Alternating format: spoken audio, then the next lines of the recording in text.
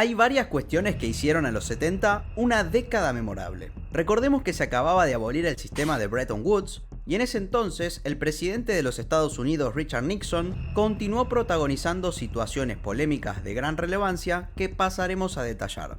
En 1972, Nixon viajó a China para reunirse con el líder comunista Mao Zedong. Para ponernos en contexto, vale aclarar que en ese año el mundo se encontraba atravesado por la Guerra Fría y la Guerra de Vietnam. Esta visita se convirtió en la primera por parte de un presidente estadounidense desde la creación de la República Popular China. Esta reunión entre los máximos líderes del comunismo y capitalismo marcó un antes y un después. Transcurrida una semana, durante la cual Nixon estuvo en constante contacto con el primer ministro Zhou Enlai, se emitió el Comunicado de Shanghái.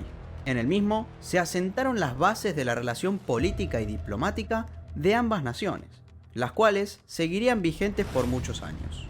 Ese mismo año se iniciaron las negociaciones para la firma del Tratado SALT I con la Unión Soviética.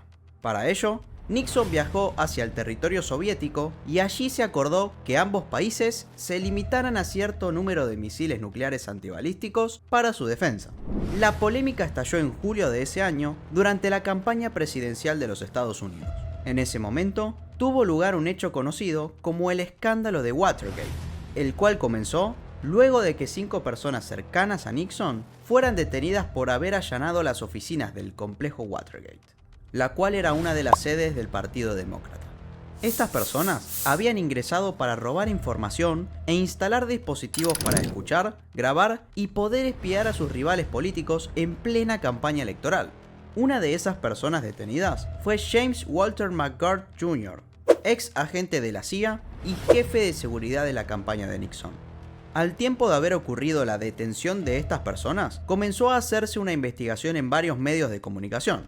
La más importante fue la investigación periodística de 2 hombres, Carl Bernstein y Bob Woodward. Estos hombres trabajaban en el Washington Post y realizaron varias notas periodísticas sobre lo sucedido en las oficinas de Watergate y en la administración de Nixon.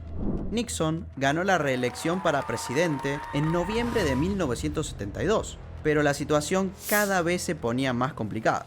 Luego de tan solo unos meses de haber ganado en febrero de 1973, el Senado estadounidense dictaminó la creación de una comisión que investigara los hechos ocurridos en las oficinas de Watergate. Al poco tiempo de esto, sus 2 personas más cercanas e involucradas en el caso, es decir, Bob Haldeman, jefe de gabinete, y John Ehrlichman, asesor presidencial, presentaron su renuncia a sus cargos. También el FBI participó en una investigación para descubrir a dónde fueron a parar los fondos recaudados para su campaña electoral de reelección. Al poco tiempo, el Senado en su primera sesión llamó a declarar a las personas más cercanas a Nixon.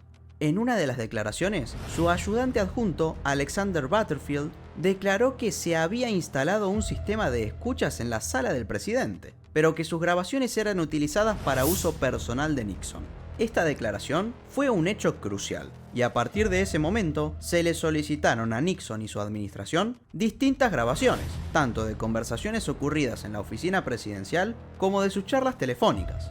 Todo esto para determinar si estos funcionarios se encontraban involucrados en el caso Watergate. Nixon continuó negando rotundamente los hechos y solicitó que se despidiera al fiscal especial Archibald Cox, el cual llevaba a cabo la investigación y era quien había solicitado la presentación de las grabaciones mencionadas. En octubre de 1973, luego de que 2 fiscales generales renunciaran y se negaran a despedir al fiscal, Nixon cumplió su cometido. Tras varias protestas y una postura sin cambios por parte de Nixon, se entregaron varias grabaciones, descubriéndose que faltaban varios minutos de una conversación con su jefe de gabinete, Bob Haldeman. Estas conversaciones podían ser determinantes en la resolución acerca de la culpabilidad de estos funcionarios. El presidente siguió negándose rotundamente a entregar las cintas, y la Corte Suprema de Justicia estadounidense votó unánimemente para que las entregara. Tan solo 3 días después de esta decisión, la Cámara de Representantes del Congreso estadounidense solicitó el proceso de destitución del presidente. también conocido como impeachment o juicio político. Este proceso se utiliza para destituir a algún funcionario con alto cargo jerárquico, como puede ser el presidente, acusando al mismo de algún hecho que haya ocurrido bajo su mandato. Luego de que se entregaran las grabaciones de los minutos que restaban, se pudo comprobar que Nixon ordenó a la CIA, junto con Haldeman, ponerle fin a la investigación del FBI contra su persona. El proceso judicial duró hasta agosto del año 1974 y el 9 de ese mes se convirtió en el primer presidente de los Estados Unidos en renunciar a su cargo. Se comprobó que él y varios miembros de su gabinete actuaron en una serie de delitos, entre los cuales encontramos el acoso a opositores políticos y a personas o funcionarios considerados como sospechosos, utilizando para ello organizaciones policiales y servicios de inteligencia como el FBI, la CIA y el IRS.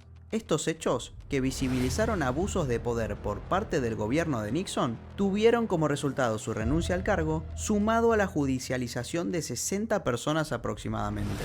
De estas últimas, más del 40 fueron encontradas culpables y encarceladas. Muchas de las mencionadas habían sido altos funcionarios de su gobierno, entre los que podemos mencionar a McCord, Haldeman, Ehrlichman, Dean y Butterfield.